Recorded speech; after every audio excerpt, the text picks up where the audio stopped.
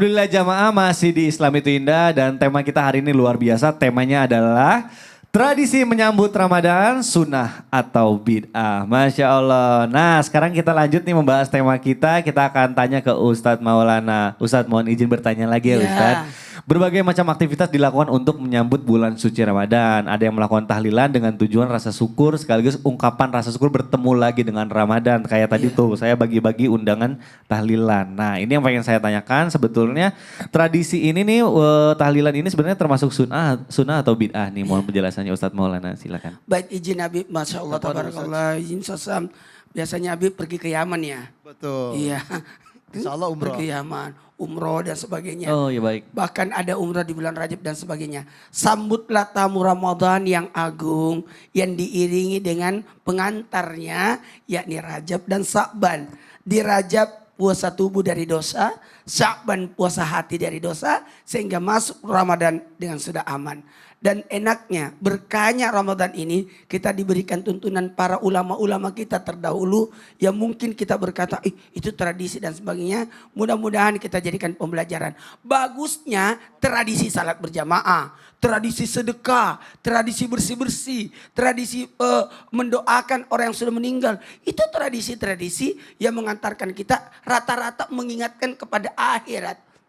Dan bagaimana pula dengan ditanyakan oleh Mikdad tadi, tradisi tahlilan. Tahlil kan bagus ya.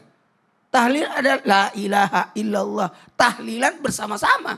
Mohon maaf, kita disuruh baca 1000 kali, 10.000 kali. Tapi karena kita banyak, jadi aman sudah. Contoh, siapa yang baca Yasin 41 kali, doanya diijabah. Gimana ceritanya 41 kali doa kita diijabah? Kumpulkan ibu-ibu 40, baru sama-sama baca Yasin. Jumlahnya 41 lah. Sama ini ribuan baca la ilallah. Otomatis kita tidak tahu zikir yang mana itu yang nyampe. Dan ini adalah melakukan tahlilan. Dan enak-enak juga nih kaitannya dengan tadi sambil baca tahlil. Nggak enak kalau tidak ada beseknya itu. Besek Apa tuh beseknya tuh? Apa tuh? Berkat. Berkat. Berkat. Biasanya lontong, berkat. nasi. Pulang. Itu kan bagian daripada bagaimana juga sekaligus bersedekah. Dan lagian juga memberikan kepuasan. Saya selalu gambarkan ketika orang baca tahlil itu pasti berkumpul. Ada silaturahmi di dalamnya. Yang kedua ada mengingat orang yang sudah berpulang ke rahmatullah. Ada bentuk sedekah di dalamnya. Ada bentuk zikir di dalamnya. Karena isi tahlilan itu luar biasa loh. 10 ayat surah Al-Baqarah. 5 ayat di awalnya, kemudian 2 ayat di ayat kursi dan sebelumnya, kemudian 3 ayat di akhirnya, kemudian ada tahlil, ada zikir, ada subhanallah bihamdihi subhanallahil azim, kemudian ada salawat di dalamnya, ada doa dan diperuntukkan doa untuk orang-orang yang sudah berpulang ke rahmatullah. Dalam artian pergi saja di kuburan, assalamualaikum ya halal kubur, berarti kita mendoakan. Apalagi kalau kita duduk, karena kan mohon maaf tanpa menggurui, rata-rata orang kayak saya tinggal di Jakarta, kuburan keluarga saya di Makassar. Nah, jadi sebaiknya kita ngumpul baca doa, lalu bersedekah. Itu. Jadi rangkaian acara tahlilan itu bagus. Nah, cuman dalam hal ini mungkin banyak orang mempelesetkan, menganggap ini bid'ah, menganggap ini. Tapi sebaiknya kita arahkan kepada keindahan Islam. Keindahan tradisi yang diantarkan untuk bersedekah. Wah apalagi tuh kalau pakai dupa, pengharum. Itu sebenarnya untuk arum-arumnya, wangiannya. Gaharu ya kalau Habib mah udah biasa ya. Kita biasa kan kita jarang punya gaharu. Maka kita biasa ada api, terus kita kasih gula. Jadi bau gula pasir, jadi bau gula pasirnya kita cium. Iya, jadi metode ini bukan apanya, tapi bau harumnya yang kita harapkan. Jadi ada tradisi baca doa, zikiran, sedekah, itu kan bagus. Insya Allah ya. Nanti kalau ada undangan, aku datang. Aduh, Masya Allah luar biasa. Tergantung niatnya apa. Kita kalau misalnya menguatkan iman kita ya, Insya Allah baik. Nah, kita masih membahas mengenai tradisi atau kebiasaan kita menyambut bulan suci Ramadan. Saya mau ke Habib Usman nih. Habib, sebelum Ramadan datang ada beberapa orang yang melaksanakan ibadah puasa selama 1 atau 2 hari. Nah, ini biasanya dilakukan oleh beberapa orang. Ini termasuk biasanya sunnah atau bid'ah nih kalau kita melakukan puasa 1 atau 2 hari sebelum menyambut bulan suci Ramadan. Mohon penjelasannya Habib, Kan silakan. ada puasa itu 3 hari di awal Sa'ban, 3 hari di tengah, 3 hari di akhir. Oh, Ya iya. kan? Nah, Nah tapi itu 3 pahalanya hari ya? besar itu. Waduh, Nah, Kalau tapi- Mikdad tadi kasih cuma kertas doa, kita buat tahlil. Kalau Habib mau Ramadan pergi umroh. Waduh, Mahal ya. mahal. Langsung Habib dijelaskan Ya, aja Habib, silakan Habib. Kang Mikdad, Ustadz Maulana, Ustadz Syam. Bismillahirrahmanirrahim. Allahumma salli ala Sayyidina Muhammad wa ala ali Sayyidina Muhammad. Hukum berpuasa 1 atau 2 hari di bulan Ramadan yang mereka tidak terbiasa puasa. Ini puasa di akhir ya. Puasa di akhir sebelum akhir Sa'ban atau sebelum Ramadan. Yang dimana mereka berpuasa maka hukumnya berdosa dan bisa haram. Kalau yang tidak terbiasa. Jadi kalau ada yang puasa misalkan tanggal 29, ya kan? Antara Ramadan atau bukan Ramadan atau tanggal 30 Sya'ban antara Ramadan atau bukan nih. Nah, ini yang enggak diperbolehkan. Dari Abu Hurairah radhiyallahu anhu bahwasanya Rasulullah sallallahu alaihi wasallam bersabda, "La taqaddamu Ramadhana bisaumi yaumin wala yaumainin illa rajulun kana yasummu sauman falyasumhu." Jelas bahwasanya janganlah kalian berpuasa 1 atau 2 hari sebelum Ramadan.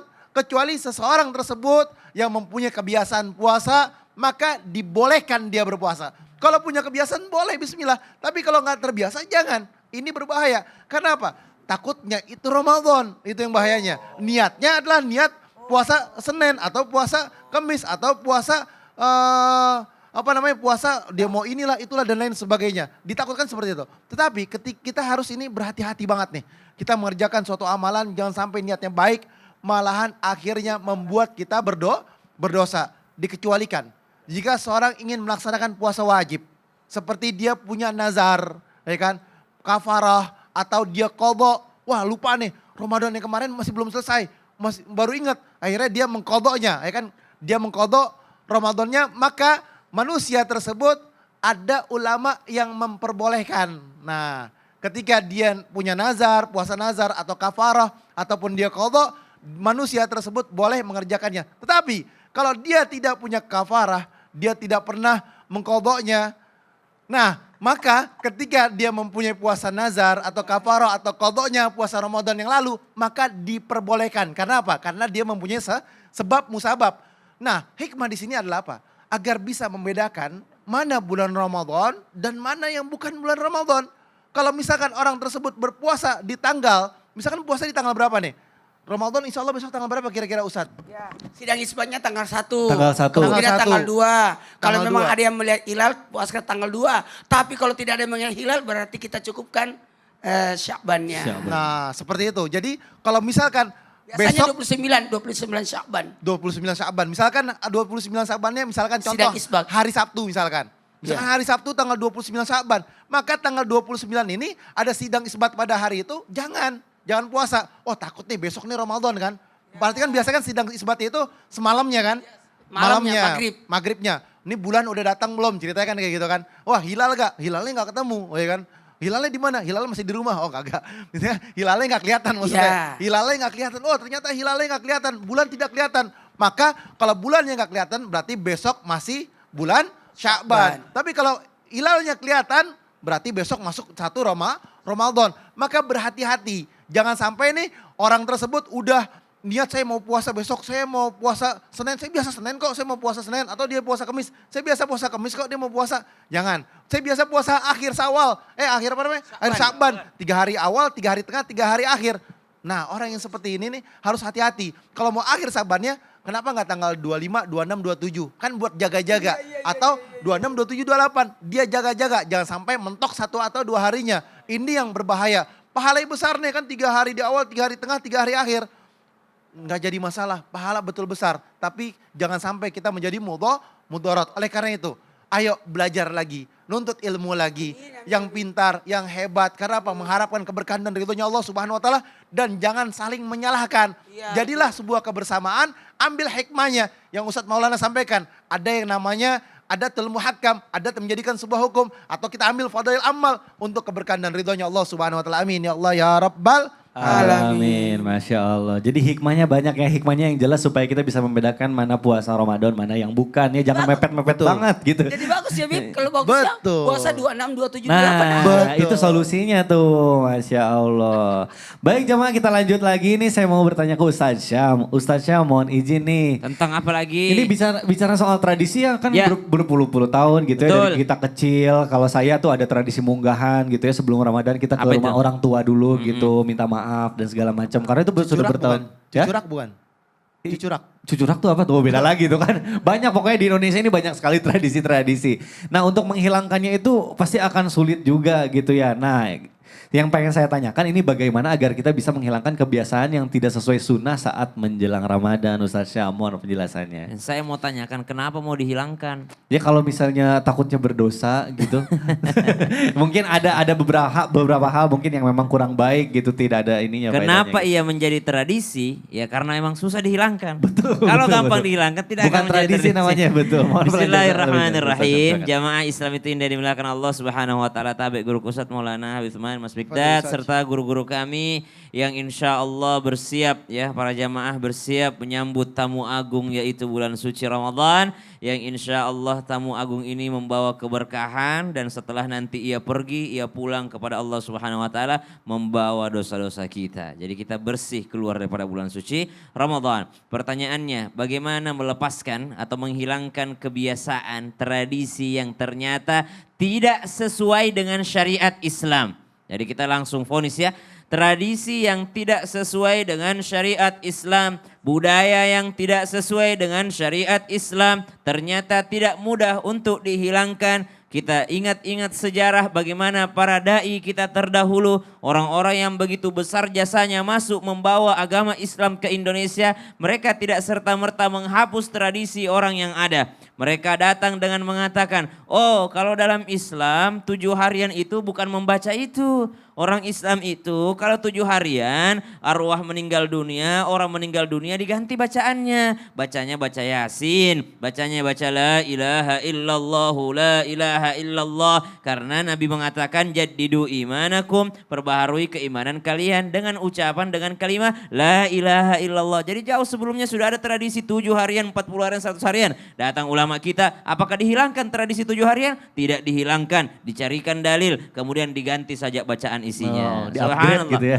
Ya sekarang apa tradisi yang mungkin menyimpang dalam Islam? Mandi. Apakah mandi menyimpang dalam Islam? Tidak. Tidak. Justru Nabi SAW bersabda, kalau seandainya tidak memberatkan bagi umatku, maka akan kuwajibkan bagi mereka untuk setiap mau sholat mereka bersiwak. Coba lihat tradisi siwak nih, bersiwak. Nabi bilang seandainya tidak memberatkan maka kuwajibkan. Tapi berat jadi tidak kuwajibkan. Maka orang yang mau bersih-bersih ketika mau ibadah, subhanallah, bukan hanya sunnah tapi sesuatu yang mendekati wajib karena Nabi sangat mencintainya. Tradisi apa lagi? Makan-makan sebelum bulan suci Ramadan. Makan-makan bersedekah makanan, saling traktir. Subhanallah. Maka kalau dikatakan sudah pasti nih ini melenceng daripada ajaran Islam. Misal ada yang mengatakan, nah sebelum kita masuk bulan Ramadan kita ziarah kubur dulu. Ziarah kubur dulu. Iya. Akhirnya datang ke ziarah kubur sesuai syariat Islam? Sesuai. Ziarah kubur bagus. Berdoa, mendoakan arwah bagus. Tapi sebelum pulang kita mampir dulu di pohon ini. Wah, ini bahaya nih. Itu baru menyalahi agama, menyalahi Islam. Itu mesti dihapuskan. Caranya, 1, perdalam ilmu pengetahuan. 2, selain memperdalam ilmu pengetahuan, kita lebih berakhlak lagi kepada orang tua kita. Karena kalau kita tidak berakhlak kepada mereka, tidak mungkin mereka mau mendengarkan kita. Kita tiba-tiba datang pulang, mama bid'ah itu, mama tidak pernah diajarkan Nabi. Oh, orang tua itu derajatnya lebih tinggi daripada anak. Tidak ada ceritanya pemimpin mau patahkan pendapatnya. Akhirnya anak itu hanya bisa memberi saran kepada orang tuanya. Bersahabat dengan orang tua sembari mengatakan sesuatu yang benar, sembari mengatakan dengan akhlak, dan jangan terlihat sok pintar di hadapan orang-orang tua kita. Kenapa? Karena mereka bagaimanapun selalu memandang kita sebagai anaknya yang masih kecil yang suka mecahin gelas di rumah. Wallahu ta'ala. Waduh. Biar bagaimana panjangnya janggut saya ini, Iya. mama saya masih menganggap saya anak kecil yang suka jatuhin piring. Betul, betul, betul, betul, Iya. betul, betul, betul. Nah, jadi jangankan kita ngasih tahu orang tua gitu yang seumuran aja kita harus pakai etika, Adab. iya pakai adab ya. Nah, jadi kalau selama tradisi itu masih banyak apa manfaatnya, ya kita juga harus makanya nambah ilmu lagi supaya kita bisa membedakan mana yang ini memang benar-benar harus dihilangkan, mana yang tidak. Masya Allah. Baik jamaah, insya Allah nih sekarang kita akan memberikan kesempatan lagi jamaah untuk insya Allah pertanyaannya akan dijawab oleh guru-guru kita. Makanya sekarang kita akan masuk ke segmen Tanya Dong Ustadz. Kami semua tanya dong Ustadz. Masya Allah, Alhamdulillah sudah ada pertanyaan yang dipilih oleh tim Islam itu Indah. Ini ada pertanyaan dari Instagram @ierafikra. Assalamualaikum, waalaikumsalam warahmatullahi wabarakatuh. Ustadz, Ustazah mau tanya nih, saya lahiran pada saat bulan Ramadan dan tidak dapat berpuasa, maka apakah saya hanya membayar fidyah saja atau mengganti puasa atau harus keduanya? Mohon penjelasannya, terima kasih. Habib Usman, mohon dijawab Ustadz. Ustadz Silakan. Maulana, Ustadz Syam. Bismillahirrahmanirrahim. Allahumma salli ala Sayyidina Muhammad wa ala ali Sayyidina Muhammad. Jika nifas, ini namanya nifas nih. Jika nifas terjadi di bulan Ramadan, maka harus dihitung berapa jumlah puasa yang dia tinggalkannya. Apabila nifasnya selesai, maka gantilah puasa Ramadannya dengan mengkodoknya. Allah Subhanahu wa Ta'ala berfirman dalam Al-Quran, dan barang siapa sakit atau dalam perjalanan, lalu dia berbuka, maka wajib baginya untuk mengkodok puasanya. Sebanyak daripada apa? Hari yang telah ditinggalkannya. Misalkan dia sakit 5 hari, 5 hari dia mesti mengkodoknya. Dia sakit 3 hari, dia 3 hari mesti mengkodoknya. Kalau misalkan dia sakit 1 hari pun dia mengkodoknya. Pada hari-hari yang lain, misalkan harinya itu selain daripada hari Ramadan dan selain daripada hari tasyrik. Allah Subhanahu wa Ta'ala menghendaki kemudahan bagi siapa? Bagi mereka semua. Mereka tuh hambanya Allah, dikasih kemudahan sama Allah. Nggak dipersulit, dimudahkan dengan semudah-mudahnya. Dan hendaklah kamu mencukupkan bilangannya. Dan hendaklah kamu mengagungkan Allah Subhanahu wa Ta'ala. Dan Allah akan memberikan petunjuk kepada orang yang kamu kendakin, yang dikehendaki oleh Allah. Dan Allah akan memberikan hidayah kepada orang yang dikehendaki Allah. Dan tujuannya apa? Kita bersyukur dan berterima kasih kepada Allah Subhanahu wa Ta'ala karena Islam itu mudah dan Islam itu indah. Makanya selalu nonton Islam indah biar lebih berkah dan lebih mudah. Betul gak Ustadz Maulana? Betul. Jika wanita haid dan nifas tidak berpuasa, dia harus mengkodok puasa di hari lainnya. Ingat, sekali lagi, jika wanita haid dan nifas tidak berpuasa, dia harus mengkodoknya puasa tersebut di hari lainnya selain daripada hari tasyrik dan hari Ramadan. Berdasarkan dari apa? Berdasarkan daripada perkataan Aisyah, kami dahulu juga mengalami haid. Maka kami diperintahkan oleh siapa? Oleh baginda Nabi besar Muhammad SAW untuk mengkodok puasa dan tidak diperintahkan untuk mengkodok sholat. Jadi ada seorang yang dimana dia nifas, dia haid ya kan? Maka dia wajib untuk melakukan apa? Mengganti Ramadannya, tidak mengganti sholatnya. Karena ini adalah keistimewaan mereka seorang wanita. Oleh karena itu kita harus paham hukum asal perempuan nifas yang tidak puasa ialah wajib mengganti puasa di hari lainnya. Ini hukum yang jelas. Jadi harus paham kalau keadaannya sudah tidak sanggup lagi mengganti puasa yang telah ditinggalkannya, maka boleh diganti fidyah. Misalkan udah uzur, udah tua, dia baru ingat, dia sadar, dia boleh ganti dengan fidyah. Maka oleh karena itu kita harus paham nih, kurang tepat apabila seorang masih mampu mengganti kodok puasa tapi dia lebih bayar fidyah. Nih, jadi ini harus paham nih. Ada orang dia mampu, masih hebat, masih kuat, tapi dia nggak mau bayar, nggak mau apa namanya, nggak mau bayar puasanya, malah bayar fidyahnya pakai duit. Nih nggak boleh. Nggak boleh ya. Aja, jadi kalau orang kaya, Nah, syarat Sabar, perempuan sabar, masuk sabar, surga sabar. 3. Salah satunya adalah mengkodok Ramadannya, selesaikan semuanya. Nah kalau ditanya nih, ibu menyusuin nih. Ya, itu gimana tuh, Bib? Nah ibu menyusuin. Kalau misalkan ibu tersebut menyusuin, dia mempunyai anak ya, dia nggak berpuasa, maka dia harus mengkodoknya. Nah dia mengkodoknya. Dan juga dia ada riwayat menjelaskan bahwasanya dia membayar fidyahnya. Sama seperti seseorang yang hamil. Kita bahas hamil lagi nih, ini menarik nih. Hamil, dia membahayakan siapa? Membahayakan dirinya dan bayinya. Kalau membahayakan dirinya dan bayinya, dia ngkodok. Tapi kalau misalkan dia membahayakan bayinya saja, ya kan? Membahayakan bayinya saja, maka dia harus bayar fidyah.